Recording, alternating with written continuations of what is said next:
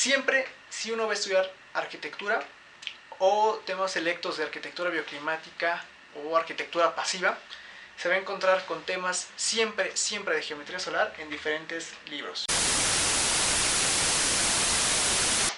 ¿Y qué tal? Pues bueno, arquisaurios, aprovechando que tenemos días de descanso, una cuarentena por esto del COVID-19, he aprovechado para grabar videos de forma más constante para ustedes. Entonces hoy vamos a tomar un tema que se me hace que debe ser muy tomado en cuenta, especial, mucho para arquitectos e ingenieros, ¿por qué no?, que es la geometría solar. Cuando hablamos de geometría solar no nos referimos a que el Sol sea un círculo o una esfera. Nos referimos al estudio de las proyecciones del Sol sobre un plano terrestre. Esto porque muchas veces seguramente te ha pasado que en una de tus habitaciones, de tu casa, tienes una entrada de sol muy fuerte que te llega a causar un deslumbramiento o un alto contraste. O tal vez, si no es por fenómeno de la luz, es por un fenómeno de temperatura, en el que tú puedes estar tranquilo en tu casa y de repente sientes que se empieza a calentar mucho ese espacio. Bueno, esto es debido a que tal vez tenga una mala solución arquitectónica conforme a la geometría solar que no fue estudiada. Bien, entonces, ¿cómo estudiar geometría solar? Se tiene que pensar por algunos términos astronómicos no tan avanzados e identificar cómo se comporta el Sol y la Tierra. Con esto tenemos que también tomar en cuenta y recordar los conceptos de ecuador, meridianos y paralelos. Bien, meridianos y paralelos. Entonces vamos a ponerles un ejemplo para que lo comprendan mejor. Esperando que no haya un alto contraste, voy a usar una lámpara como la luz solar y un globo terráqueo, que es una pelota, para representar lo que les quiero ejemplificar. Recordemos que la Tierra tiene líneas imaginarias, las que corren del polo norte al polo sur, denominadas meridianos, y tenemos líneas paralelas que corren de este a oeste, que son las que nos dan las latitudes. Bien, esas se dan a partir del ecuador o el paralelo cero. Ok, recordemos entonces que la Tierra no se encuentra de forma perfectamente vertical norte-sur en el plano celeste, sino que tiene una inclinación de 23 grados con 27 minutos, lo cual hace que la luz solar que viene o que siempre viaja de forma recta permee de forma diferente las ciudades o los planos que vamos a trabajar. Por planos me refiero a las habitaciones, locales, casas, edificios que se encuentran en determinados puntos del globo.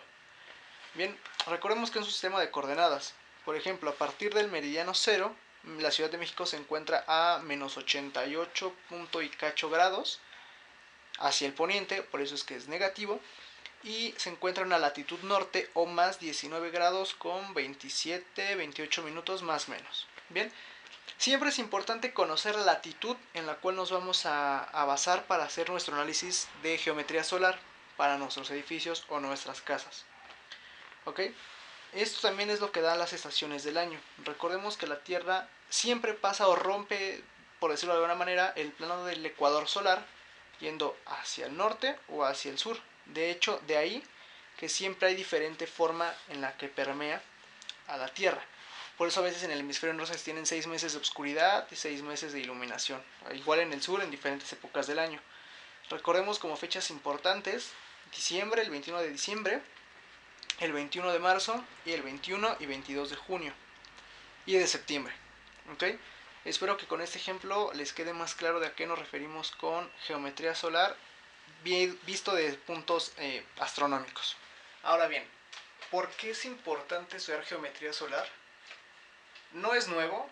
De hecho, las culturas de Egipto, Mesopotamia, India, Grecia, Roma, incluso en Stonehenge, bueno, las culturas de América no se diga, ellos eran precisos en estudiar el comportamiento de la trayectoria solar en la Tierra.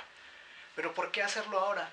Ya tenemos sistemas de aire acondicionado, tenemos sistemas de iluminación, en fin. Con las tendencias actuales de la arquitectura a futuro, podemos entender que ya hay certificaciones LEED, que es para consumo energético bajo o reducido, y todo tiende a ir a menor cantidad de consumo energético, ser más eficientes por la cantidad de emisiones de CO2 que las casas pueden emitir debido a que si no hay una buena iluminación natural, se tiene mayor consumo de iluminación artificial.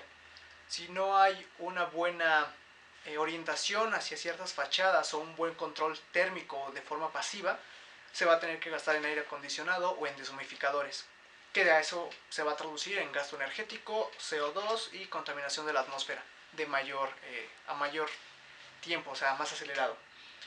Siempre, si uno va a estudiar arquitectura o temas selectos de arquitectura bioclimática o arquitectura pasiva, se va a encontrar con temas siempre de geometría solar en diferentes libros. Un ejemplo es la ecología en el diseño arquitectónico. Las primeras páginas te van a hablar siempre, eso era una servilleta que usé como separador, de la posición de la Tierra, el Sol y los planos. Y las gráficas ortogonales o estereográficas, las cuales veremos, no sé si en este video o más adelante. Lo mismo, estudios de arquitectura bioclimática.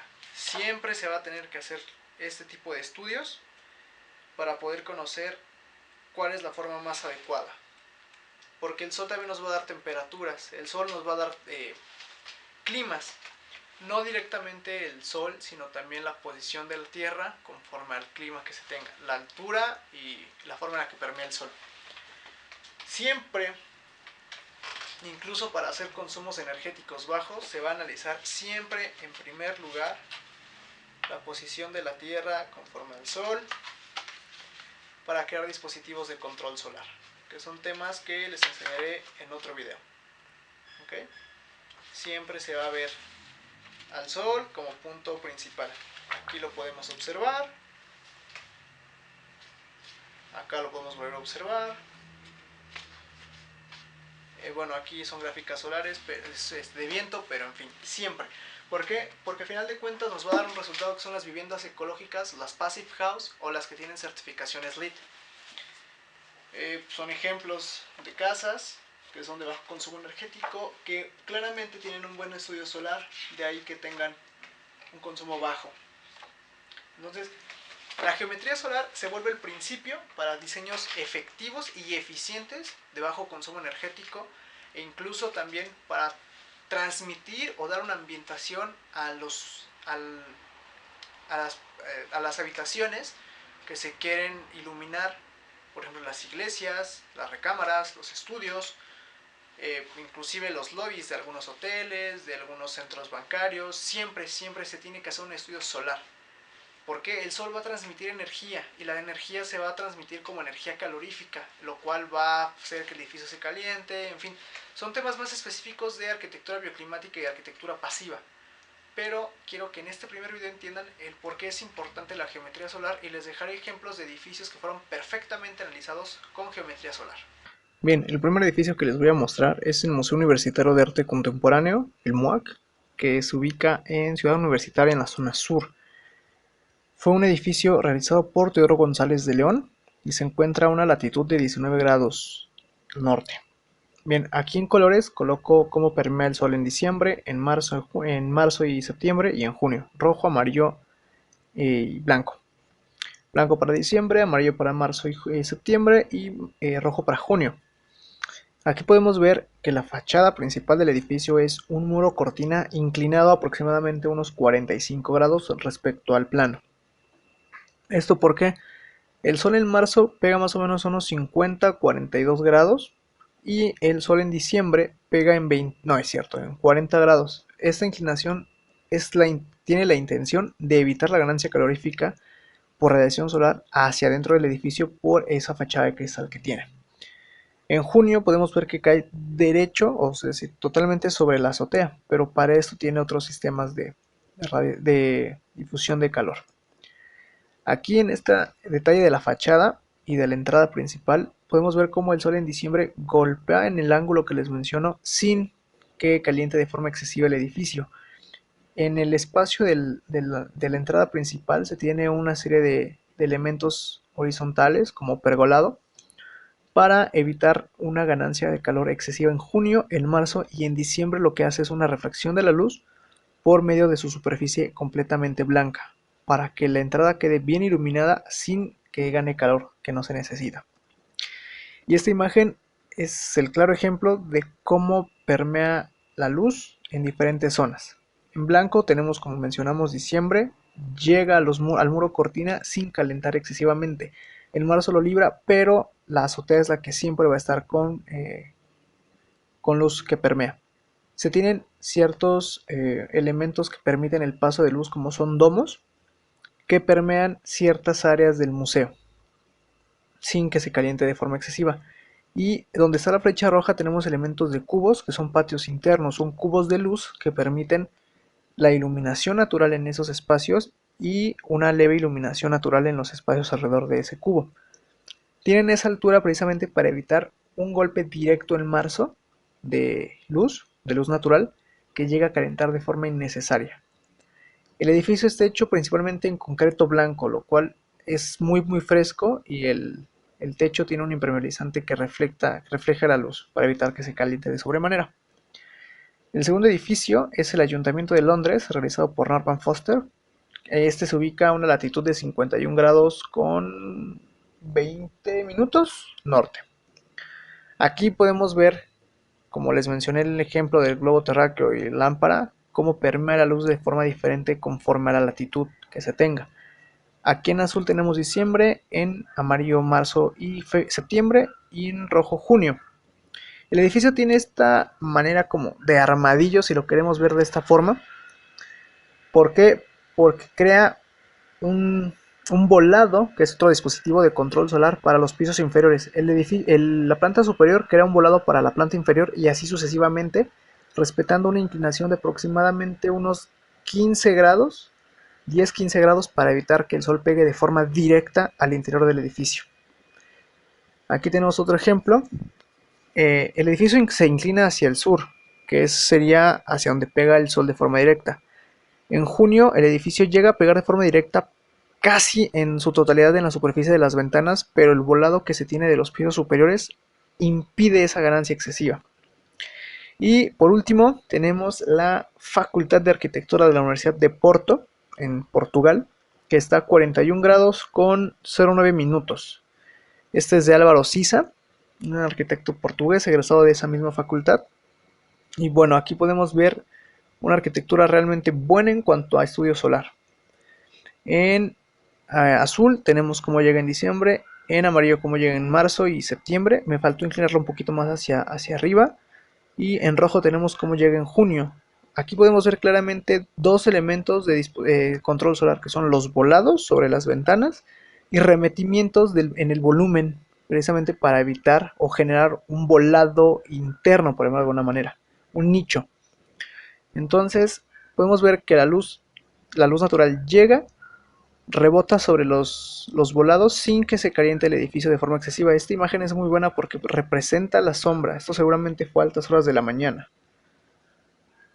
Y aquí tenemos otro ejemplo ya sin flechas, pero podemos apreciar de forma más clara cómo los remetimientos y los volados hacen que jamás llegue luz directa a las ventanas. Eso es un muy buen estudio solar. Y en interiores, que es lo importante, podemos ver un esquema de cómo se obtiene luz natural, cómo hacemos que los interiores se permeen con dispositivos de control solar o dispositivos de control cenital. Esa es la biblioteca de la misma facultad. En la derecha tenemos el esquema, el sketch, cómo el sol entra por un sistema de dispositivo control solar de forma de sierra, y abajo se encuentra un elemento en V de un cristal templado, me parece a manera de difusor. Entra luz completamente directa por la ventana, entra calor, pero rebota en el elemento que se encuentra a manera de sierra o manera de techo industrial, y baja, y la luz se dispersa, y junto con esa dispersión también se dispersa un poco la energía calorífica. Por lo tanto el lugar se vuelve iluminado, templado, porque no podría llegar a decir fresco y mucho menos podría decir caliente, es un espacio templado. Y bueno, esos son ejemplos claros de para qué sirve el estudio de la geometría solar.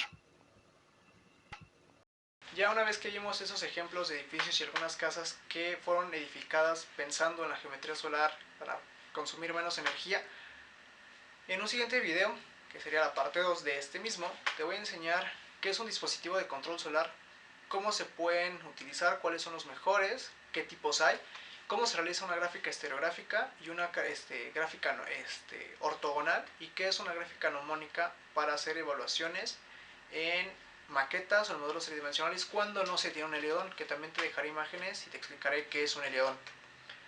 Bien, sí, ya actualmente softwares como Revit, SketchUp y creo que ArchiCAD te realizan estudios de permeabilidad solar colocando únicamente la fecha, la hora, la longitud y la latitud o la ubicación en general ya por ciudades. Pero siempre es importante recordar esos conceptos de está pasando una moto no eléctrica. Gracias. Viene acompañado de cómo se comporta la luz en la Tierra, un poco de astronomía, conceptos muy básicos, reconocer el ángulo de inclinación para poder ubicar por qué es que a veces el sol está tan bajo o tan alto. Entonces, por mi parte es todo en este primer video, espero te haya gustado, cuídate y recuerda que tú veas va a haber algo relacionado con la arquitectura y con la energía. Nos vemos.